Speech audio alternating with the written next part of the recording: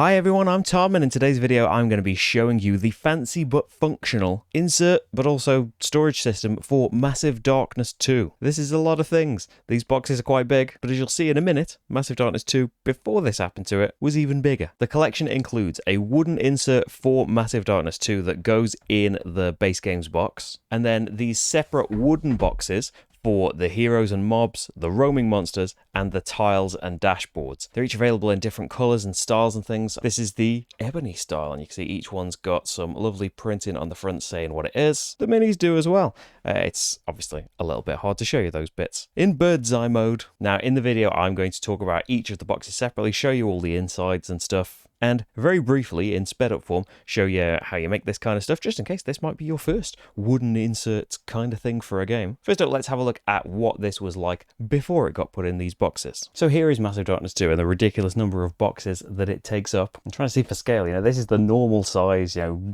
cube board game box. Same for the Kickstarter extras, the Darkbringer pack. These smaller squares for the expansion, loads of like enemy campaign packs, 3 different enemy boxes as well, 3 different sets of enemies and new heroes to play as. The Demon Dragon, that's an enemy and campaign box. And then out of this, the base game itself has basically got the mini trays in it. We can take this away because this isn't going to be handled by the storage solution. It's too big. This big cube box has basically got an enormous dragon in it. In case you're wondering, I mean a massive dragon. Nothing's helping you there. And the boxes themselves generally just have trays in them that are holding the minis nice, because they're all painted and lovely and stuff, and don't want to just chuck them all in a thing together. The cards are kind of with all the things, and what this ends up doing is I don't really want to delve into a load of the boxes. I'll get a hero or 2 out to play a game with. Maybe we'll mix in like the Kickstarter extra enemies,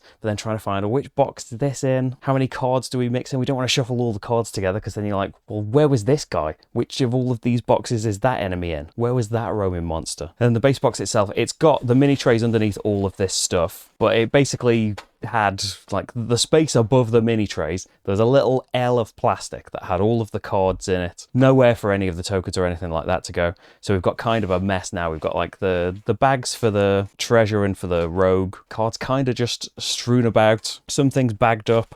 I bought this token silo, which I really love these silos, which has done a good job up to now of organising, the main tokens.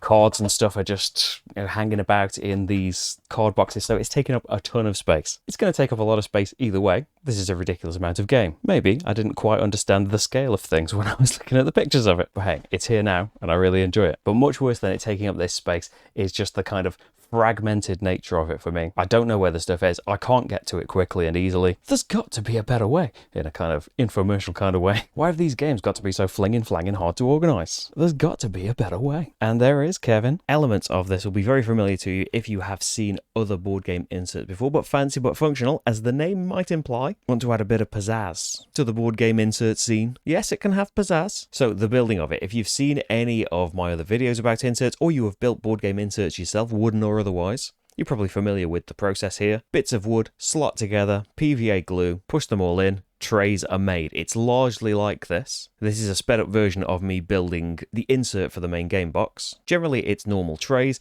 The card trays are a bit more intricate, especially one that we'll see in a minute. It needs some dowels and caps and things putting in, but special things will happen from it. Took probably an hour and a half to build this one, and several hours on top of that to build the other boxes themselves that have less in them, but you've got to build the actual box. Very easy to do, just pop some on YouTube and glue away. So the insert stays in the base games box, and you can see from the top, we've got trays for various tokens. There's a tray that's got all your kind of player things, different class tokens, your bases and pegs. That's largely what's in here as well. Lots of the various dials and special boards for the different classes, the bridge tiles, the level up boards, as well as the special campaign versions, and the shaman's board are in a separate bit of that tray as well. We've got the health and the mana that sit together in this, and these are all like individual little trays that we can put out on the table as we're playing. This one's got dice and the tokens that were in the dragon expansion. Underneath those, we've got some more trays. A tray of stuff that we'll generally have out on the tiles in the scenario, like the bigger things like the doors and pillars, the traps, objectives, things like that, the chests. And this one here is for other things that go out there, the fire and ice tokens,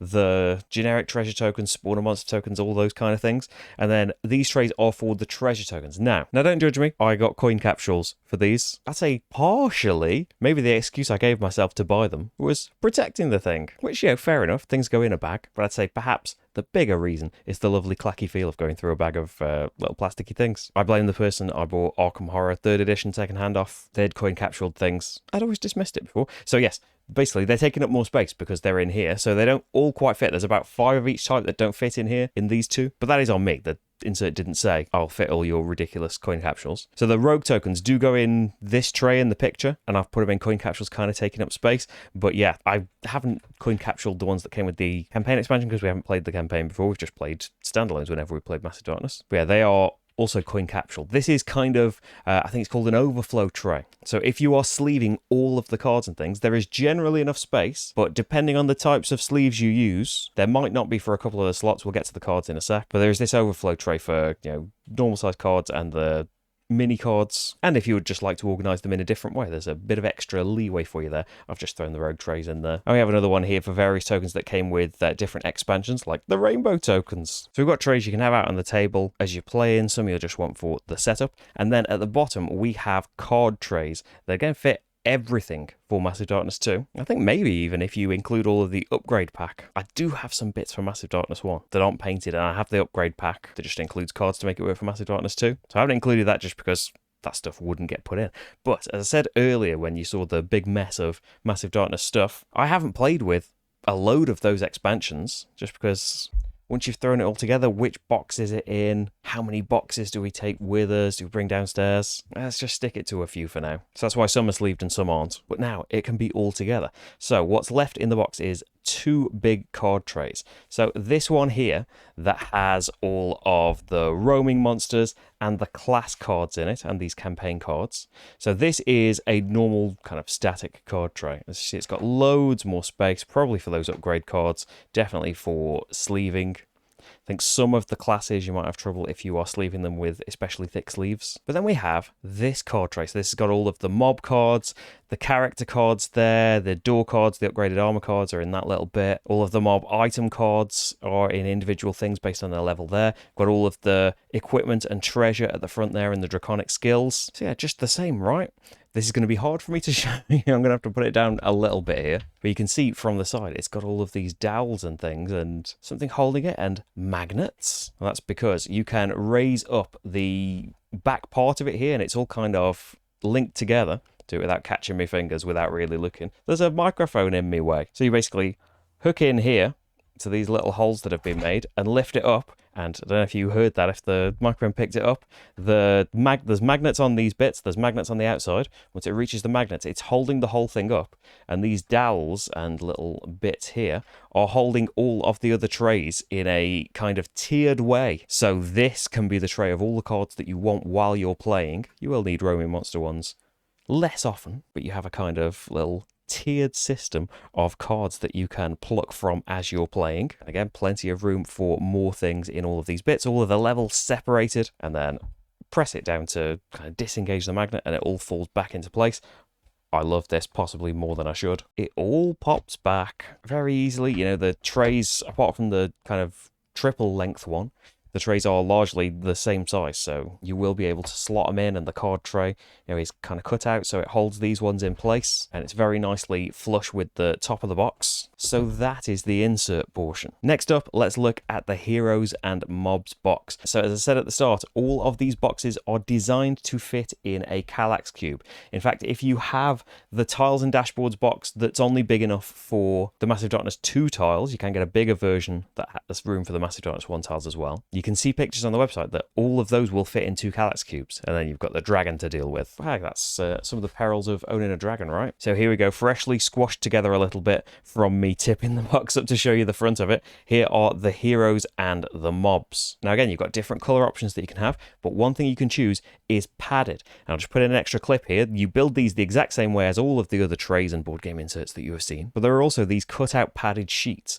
with adhesive backing, and in your construction instructions it will tell you all of the stickers are bagged the same as the different tray sections are banded up. And so, okay, we are building tray A. I will get bag A that's got all of the foam padded things in, stick the foam to the bits, assemble the tray as I have with all the other things, and we've now got some extra padding for all of the minis, because maybe you like painted things. If you are well varnished or not fussed, or perhaps a proud grey player, nothing wrong with that. I was for many, many years, and with the majority of my games, still am really. You can go for the non-padded version, which is a bit cheaper because don't have to include the padding. So we've got the trays on this side are for the heroes, not just, you know, the hero minis themselves, all their various familiars and spirits that the shaman can summon, and the different animal forms that the druid can turn into. So we've got all sorts of lovely stuff in there. I'm not here to just show off minis though, but yeah, larger minis in these 4 slots. Some of the kind of taller, bulkier ones are in this little grid as well.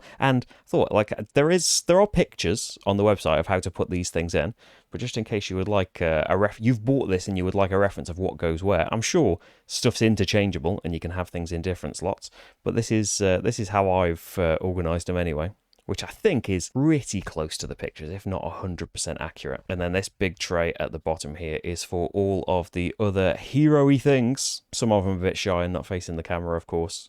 But hey, that's heroes for you sometimes, isn't it? And then we've got this tray down here that is kind of just a riser to keep everything level and packed in. But you've got any extra stuff from the main box, other accessories that you've bought. Maybe you've got the doors and bridges. There are spaces in the tile box we'll get to in a moment. But yeah, there's space for more things. If you want to keep your treasure and rogue token in the bags, then, you know, there's space you could put them in there. Other than that, we have got all of the mob trays that are basically identical, just different heights for, you know, the different kind of mobs in there. And again, this covers every expansion for Massive Darkness 2. There is an extra box that I don't have that you can get that will have all of your minis from Massive Darkness 1. But I can't really speak to that because, yeah, I don't have that one.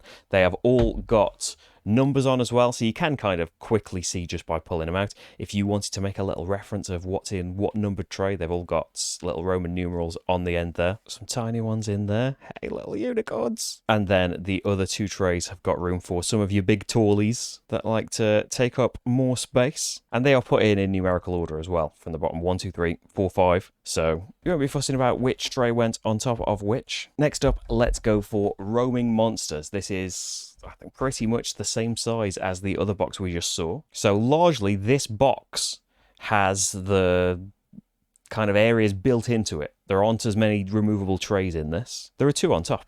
So one here for some various winged things, a little grid here for the smallest of the roaming monsters, and then some in their own little compartments, some sharing a bit of space together, which I'm sure they're not very happy about. But yeah, plenty of space for all of them and easy access for these terrifyingly beautiful minis. And again, all padded, so hopefully their various pokey bits and their paint jobs stay the same. I cannot take any compliments, by the way, for the paint jobs. I bought this secondhand like this. You can see my vastly inferior paint jobs on some other games. So that's the roaming monsters. And finally, we have the tiles and dashboards box, which is by far the heaviest of these boxes.